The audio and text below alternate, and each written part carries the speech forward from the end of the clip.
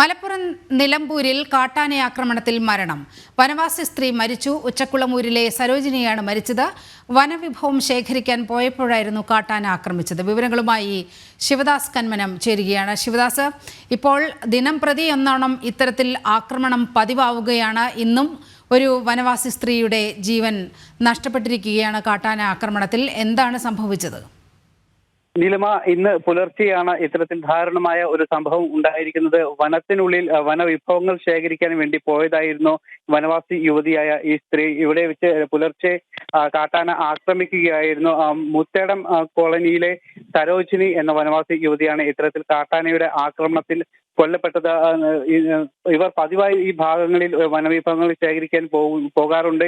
ഭർത്താവിനോടൊപ്പം ഇന്ന് പുലർച്ചെ പോകുമ്പോഴായിരുന്നു ഇത്തരത്തിൽ കാട്ടാനയുടെ ഒരു ആക്രമണം അപ്രതീക്ഷിതമായി ഉണ്ടായത്. പിന്നീട് ഇവരെ ഗുരുതരമായി പരിക്കേറ്റ ഇവരെ ആശുപത്രിയിൽ എത്തിച്ചെങ്കിലും ജീവൻ രക്ഷിക്കാനായില്ല.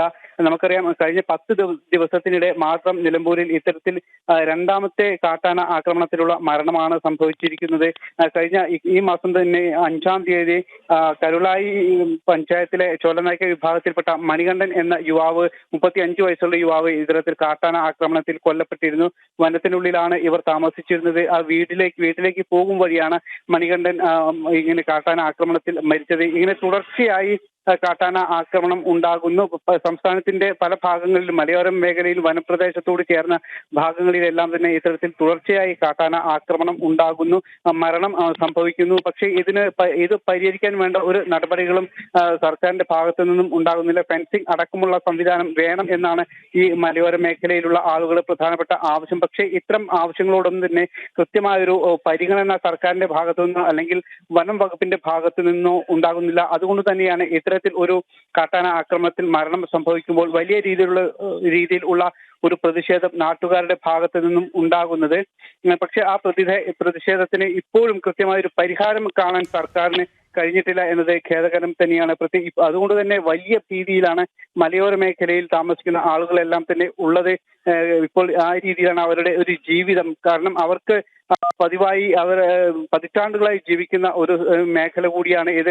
വനവിഭവങ്ങൾ ശേഖരിച്ചും അതോടൊപ്പം തന്നെ മലയോര മേഖലയിൽ കൃഷി ചെയ്തും ഉപജീവനം നടത്തുന്ന നിരവധി ആളുകളാണ് ഇത്തരം സ്ഥലങ്ങളിൽ കഴിയുന്നത്. അവർ വലിയ ഭീതിയിൽ കഴിയുന്നു. കാരണം നിരന്തരം കാട്ടാന ജനവാസ മേഖലകളിലേക്ക് ഇറങ്ങുന്നു, കൃഷികൾ നശിപ്പിക്കുന്നു, ആളുകളെ ആക്രമിക്കുന്നു. ഇത്തരത്തിൽ ഇത് ഒരു പതിവ് സംഭവമായി മാറിയിരിക്കുന്നു. തുടർച്ചയായി പ്രതിഷേധങ്ങൾ ഉണ്ടാകുന്നു. ഇപ്പോഴും അത് തുടരുന്ന ഒരു സാഹചര്യം തന്നെയാണുള്ളത്. അതുകൊണ്ട് തന്നെ ഇപ്പോഴും ഈ സംഭവത്തിൽ നിലമ്പൂരിൽ ഇപ്പോൾ ഈ മുത്തേടം പഞ്ചായത്തിലും ഈ കാട്ടാന ആക്രമണത്തിൽ ഈ സ്ത്രീ മരിച്ചതോടെ വലിയ പ്രതിഷേധത്തിൽ തന്നെയാണ് ഇവിടെയുള്ള നാട്ടുകാരും. നീലിമ.